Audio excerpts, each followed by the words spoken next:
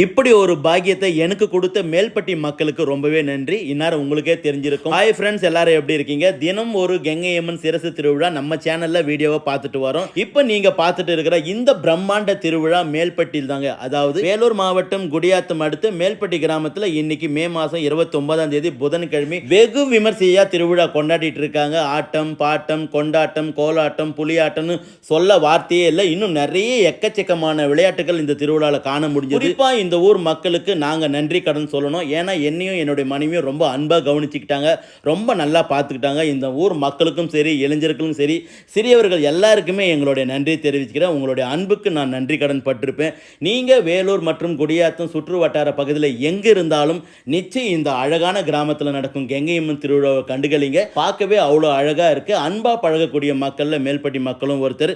இந்த திருவிழா உங்களுக்கு மட்டும் இல்லை, நான் படம் பிடிக்க வந்த எனக்கும் இது மறக்க முடியாத ஒரு திருவிழா.